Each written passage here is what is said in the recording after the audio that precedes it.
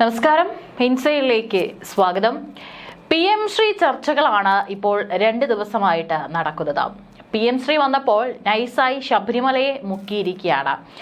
CPM-ഉം CPI-യും 2 തട്ടിലാകുമോ എന്നുള്ള ചോദ്യമാണ് രാഷ്ട്രീയ കേരളം ഇപ്പോൾ കഴിഞ്ഞ കുറച്ച് ദിവസമായിട്ട് ചർച്ച ചെയ്യുന്നത്. ഇതിനിടയിൽ അയ്യപ്പന്റെ പൊന്നെ അടിച്ചുമാറ്റിയ വിഷയം മലയാളികൾ മറക്കുമെന്നാണ് പിണറായി സർക്കാർ കരുതിയതെങ്കിൽ അത് തെറ്റി. അങ്ങനെയൊന്നും മറക്കില്ല എന്നുള്ളതാണ്. കാരണം ഇതിൽ കോടതിയുടെ നേരിട്ടുള്ള അന്വേഷണമാണ് നടക്കുന്നത്. മാത്രമല്ല, അന്വേഷണ പുരോഗതിയും കൃത്യമായി തന്നെ കോടതിയെ അറിയിക്കുന്നുണ്ട്. പല ആളുകളും ഇനിയും കുടുങ്ങാനുണ്ട്. ഇപ്പോൾ കുടുങ്ങിയിട്ടുള്ള ആളുകളിൽ നിന്നും പല ആളുകളുടെ പേരുകളും ഇനി അന്വേഷണ സംഘത്തിന് ലഭിക്കാനുണ്ട്. അത് കോടതിയെയും ബോധ്യപ്പെടുത്തും. PM ശ്രീയിൽ ഇന്നോ നാളെയോ തീരുമാനമാകും. പക്ഷേ ഇതങ്ങനെ അത്ര പെട്ടെന്ന് തീരുമാനമാകേണ്ട ഒരു വിഷയമല്ല ശബരിമലയിൽ നടന്നിട്ടുള്ള കൊള്ള എന്ന് പറയുന്നത്. കാരണം ഉണ്ണികൃഷ്ണൻ പോറ്റിയുടെയും മുരാരിയുടെയും വായിൽ നിന്ന് ആ വമ്പൻ സ്രാവുകളുടെ പേരുകൾ ഇതുവരെ കേട്ടിട്ടില്ല. അത് കേൾക്കുന്നത് വരെ അന്വേഷണം നടക്കും. കൃത്യമായി തന്നെയുള്ള തെളിവുകൾ നിരത്തിയുള്ള ചോദ്യം ചെയ്യലാണ് ഇപ്പോൾ പുരോഗമിച്ചുകൊണ്ടിരിക്കുന്നത്.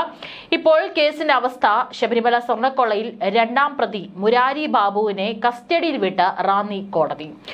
ചോദ്യം ചെയ്യലിനും തെളിവെടുപ്പിനുമായി 4 ദിവസത്തേക്കാണ് SITയുടെ കസ്റ്റഡിയിൽ മുരാരി ബാബുവിനെ ഇപ്പോൾ വിട്ടിരിക്കുന്നത്.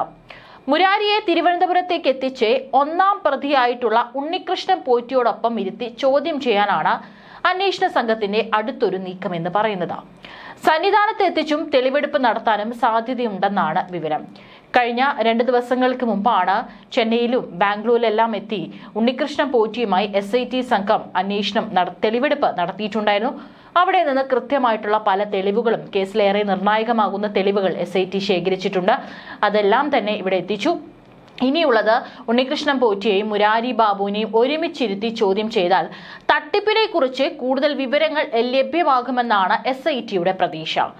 ഉണ്ണികൃഷ്ണൻ പോറ്റിയുടെ സാമ്പത്തിക ഇടപാടുകളെക്കുറിച്ചും അന്വേഷണ സംഘം വിശദമായ പരിശോധന ആരംഭിച്ചിട്ടുണ്ട്. കാരണം ഇവിടെയുള്ള, അതായത് കേരളത്തിൽ വരുന്ന ഉണ്ണികൃഷ്ണൻ പോറ്റിയുടെ ഒരു മുഖമല്ല ബാംഗ്ലൂരിലുള്ള ഉണ്ണികൃഷ്ണൻ പോറ്റിക്ക്. അവിടെ ഉണ്ണികൃഷ്ണൻ പോറ്റി തന്റെ കഴിവുകൾ, അല്ലെങ്കിൽ ഇത്തരത്തിൽ തട്ടിപ്പും വെട്ടിപ്പും നടത്തി ഒരു അധോലോകം തന്നെ ഉണ്ണികൃഷ്ണൻ പോറ്റി പണിതിട്ടിട്ടുണ്ടെന്നാണ് SITയുടെ അടക്കം കണ്ടെത്തൽ. അതുകൂടി അന്വേഷണ സംഘം കൃത്യമായി അന്വേഷിക്കും. പോറ്റിയുമായി കേരളത്തിലെ തെളിവെടുപ്പും ഇനി ഉടൻ പൂർത്തിയാക്കും. ഗൂഢാലോചനയിൽ മുരാരി ബാബുവിന് വലിയ പങ്കുണ്ടെന്ന് അന്വേഷണ സംഘം കഴിഞ്ഞ ദിവസം കോടതിയിൽ വ്യക്തമാക്കിയിരുന്നു. കസ്റ്റഡി അനുവദിച്ചതിനെ തുടർന്ന് SIT സംഘം മുരാരി ബാബുവിന് റാന്നി കോടതിയിൽ നിന്ന് തിരുവനന്തപുരം ക്രൈംബ്രാഞ്ച് ഓഫീസിലെത്തിച്ചു. ഇരുവരെയും ഒരുമിച്ച് തെളിവെടുപ്പിന് കൊണ്ടുപോകാനും സാധ്യതയുണ്ട്. അടുത്ത 30 വരെയാണ് ഉണ്ണികൃഷ്ണൻ പോറ്റിയുടെ കസ്റ്റഡി കാലാവധി. ഒപ്പം തന്നെ ദേവസ്വം ഉദ്യോഗസ്ഥർക്കെതിരെ നടപടി കടുപ്പിച്ചിരിക്കുകയാണ് SIT. കാരണം രേഖകൾ നൽകാത്ത ഉദ്യോഗസ്ഥർക്കെതിരെ നിയമ നടപടി സ്വീകരിക്കുമെന്നാണ് SIT ഇപ്പോൾ മുന്നറിയിപ്പ് നൽകിയിരിക്കുന്നത്. ഇനി സാവകാശം നൽകാനാകില്ലെന്നും അന്വേഷണ ഉദ്യോഗസ്ഥർ പറഞ്ഞിരിക്കുകയാണ്. 1999 വിജയ് മല്യ സ്വർണം പൊതിഞ്ഞതുമായി ബന്ധപ്പെട്ട കൂടുതൽ രേഖകൾ ഉടൻ ലഭ്യമാക്കണം. ശബരിമലയിലെ മരാമത്ത് രേഖകൾ ഉൾപ്പെടെ അന്വേഷണത്തിന് അനിവാര്യമാണ്. രേഖകൾ കണ്ടെത്താൻ ഉദ്യോഗസ്ഥർക്ക് ഇനി സാവകാശം നൽകാനാവില്ലെന്നും SIT വ്യക്തമാക്കി. കൂടാതെ ഒരു അവതാരം കൂടി ഇപ്പോൾ രംഗപ്രവേശനം ചെയ്തിരിക്കുകയാണ്. കേസിൽ നിർണായക വെളിപ്പെടുത്തുമായാണ് കേസിലെ ഒരു പ്രധാന ഇടനിലക്കാരനായ കൽപേഷ് രംഗത്ത് എത്തിയിരിക്കുന്നത്. കൽപേഷ് രംഗത്ത് എത്തുന്നതിലും വൻ ദുരൂഹതയാണ് ഉയരുന്നത്. ഇതുവരെ മറഞ്ഞിരുന്ന കൽപേഷാണ് പെട്ടെന്നൊരു ദിവസം പുറത്തേക്ക് വരുന്നത്. അന്വേഷണത്തിന്റെ ഒരു ഘട്ടത്തിൽ ഈ കൽപേഷ് എന്നുള്ള പേര് ഉയർന്നു കേട്ടിരുന്നു. ഒരുപക്ഷെ ഗോവർദ്ധനാണ് കൽപേഷ് എന്ന് പോലും സംശയം ഉയർന്നിരുന്നു. സ്മാർട്ട് ക്രിയേഷൻസിൽ നിന്ന് പാക്കറ്റ് വാങ്ങി ബെല്ലാരിയിൽ ഗോവർദ്ധന് എത്തിച്ചു നൽകിയെന്നാണ് ഇപ്പോൾ കൽപേഷിന്റെ ഒരു വെളിപ്പെടുത്തൽ വന്നിരിക്കുന്നത്. രാജസ്ഥാൻ സ്വദേശിയായ കൽപേഷ് ചെന്നൈയിലെ സ്വർണ്ണക്കടയിലെ ജീവനക്കാരനാണ്. നേരത്തെ ഉണ്ണികൃഷ്ണൻ പോറ്റിയുടെ അടുത്ത സുഹൃത്താണ് കൽപേഷ് എന്നായിരുന്നു ധാരണ. ഇതിനൊപ്പം നാഗേഷ് എന്ന പേരും ചർച്ചകളിൽ എത്തി. എന്നാൽ നാഗേഷ് എന്നൊരാളെ ഇല്ലെന്നാണ് കണ്ടെത്തൽ. ഇതെല്ലാം ബാംഗ്ലൂരിലെ വൻ സ്വർണ്ണക്കട ഗ്രൂപ്പിനെ രക്ഷിക്കാനാണെന്ന സംശയം സജീവമാണ്. അങ്ങനെ അല്ലെങ്കിൽ എങ്ങനെയാണ് ഇപ്പോൾ കൽപേഷ്, അവിടെയുള്ള ഒരു ജ്വല്ലറിയിൽ ജോലി ചെയ്യുന്ന കൽപേഷും ഇത്രയും വലിയ ഈ ഒരു കൊള്ളയിൽ ഉണ്ണികൃഷ്ണൻ പോറ്റിയുമായിട്ടും ഈ നടത്തിയിട്ടുള്ള കൊള്ളയിൽ എങ്ങനെയാണ് കൽപേഷ് വരുന്നത് എന്നുള്ളതൊരു ചോദ്യമാണ്. ഈ ഗ്രൂപ്പിലേക്ക് അന്വേഷണം ഇപ്പോഴും എത്തിയിട്ടില്ല. ശബരിമലയിൽ ഈ മുതലാളിക്ക് വേണ്ടിയും ഉണ്ണികൃഷ്ണൻ പോറ്റി പൂജകൾ നടത്തിയിട്ടുണ്ട്.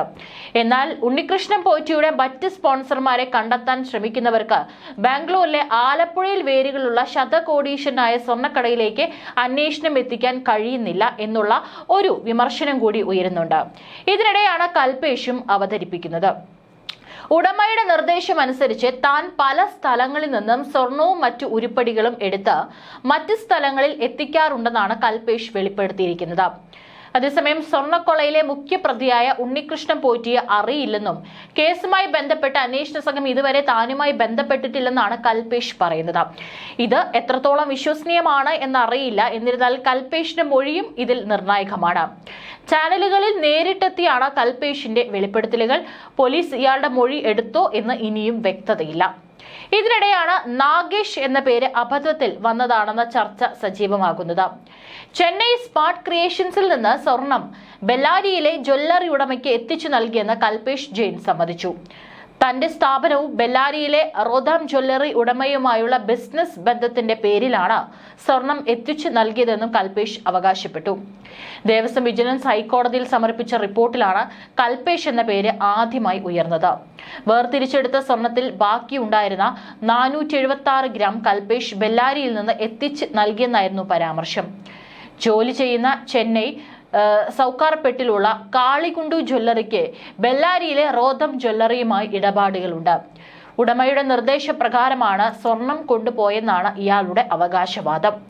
35,000 രൂപ ഇതിന് പ്രതിഫലം കിട്ടിയെന്നും കൽപേഷ് ജെയിൻ സമ്മതിച്ചു. വെറും ഒരു ഒറ്റമുറി സ്ഥാപനമായ കാളികുണ്ടു ജ്വല്ലറിയും ബെല്ലാരിയിലെ പ്രമുഖ സ്വർണ്ണ ഇടപാടുകാരനും തമ്മിൽ ബന്ധമുണ്ടെന്ന് അവകാശപ്പെടുന്നതും ദുരൂഹമാണ്. ഇതിനെല്ലാം പിന്നിൽ സ്വർണ്ണ മാഫിയയുടെ ഇടപെടലുണ്ടെന്നാണ് സംശയം. രാജസ്ഥാൻ സ്വദേശിയായ കൽപേഷ് എന്ന 31-കാരൻ 2012 മുതൽ സ്വർണ്ണക്കടയിൽ ജോലി നോക്കുകയാണ്. അതേസമയം ശബരിമലയിലെ സ്വർണ്ണക്കൊള്ളയിലെ ഒന്നാം പ്രതി ഉണ്ണികൃഷ്ണൻ പോറ്റിയുമായി കേരളത്തിന് പുറത്ത് നടത്തിയ തെളിവെടുപ്പിൽ സ്വർണവും സുപ്രധാന തെളിവും കണ്ടെത്തിയെന്ന് അന്വേഷണ സംഘം വ്യക്തമാക്കിയിട്ടുണ്ട്. ബംഗളൂരു കേന്ദ്രീകരിച്ച് പോറ്റി നടത്തിയ കോടികളുടെ റിയൽ എസ്റ്റേറ്റ് ഇടപാടിന്റെ രേഖകളും പിടിച്ചെടുത്തു. പ്രത്യേക സംഘത്തിലെ ഒരു ടീം ബെല്ലാരിയിലെത്തി സ്വർണ്ണ വ്യാപാരി ഗോവർദ്ധനെ ചോദ്യം ചെയ്തിരുന്നു. പോറ്റിയുമായി ഗോവർദ്ധൻ നടത്തിയ പണമിടപാടുകളുടെ രേഖകളും പിടിച്ചെടുത്തു. മറ്റൊരു സംഘം ബാംഗ്ലൂരിലെ പോറ്റിയുടെ വീട്ടിലും പരിശോധന നടത്തി. വീട്ടിൽ നിന്നാണ് 176 ഗ്രാം സ്വർണ്ണാഭരണങ്ങളും നാണയങ്ങളും കസ്റ്റഡിയിലെടുത്തത്. പോറ്റിയും സഹ സ്പോൺസറായിരുന്ന രമേശ് റാവുവും ഗോവർദ്ധനും അനന്ത സുബ്രഹ്മണ്യവും ചേർന്ന കെട്ടിടങ്ങളും ഭൂമിയും വാങ്ങിക്കൂട്ടിയതിന്റെ രേഖകളും പിടിച്ചെടുത്തു. ദ്വാരപാലക പാളികൾ കൊണ്ടുപോയ സ്ഥലങ്ങളിൽ തെളിവെടുപ്പ് നടത്തിയെന്ന വിവരങ്ങളും പുറത്തു വരുന്നുണ്ട്. ഇനി കൽപേഷിന്റെ ഈ ഒരു വരവ് അത് കേസിലേറെ നിർണായകമാണ്. കൽപേഷ് പറഞ്ഞിരിക്കുന്ന കാര്യങ്ങളിലും വിശദമായിട്ടുള്ള അന്വേഷണം വരും. അതേസമയം തന്നെ മറ്റൊരു കാര്യം, സുപ്രധാനമായിട്ടുള്ള ഒരു കാര്യം, എന്തൊക്കെ വിഷയങ്ങൾ വന്നാലും ഇപ്പോൾ PM ശ്രീ ആണെങ്കിലും മറ്റെന്തെങ്കിലും സംസ്ഥാന രാഷ്ട്രീയത്തിൽ നടക്കുന്ന പല കോലാഹലങ്ങളും കൊണ്ടുവന്ന് ഈ ശബരിമല കൊള്ളയെ അങ്ങ് മുക്കാമെന്ന് കരുതി കഴിഞ്ഞാൽ അത് യാതൊരു തരത്തിലും നടക്കാൻ പോകുന്ന കാര്യമല്ല. കൃത്യമായിട്ട് അത് ജനങ്ങൾ ഏറ്റെടുത്തിട്ടുള്ള വിഷയമാണ്. ഇത് വിശ്വാസികളെ സംബന്ധിക്കുന്ന വിഷയമാണ്.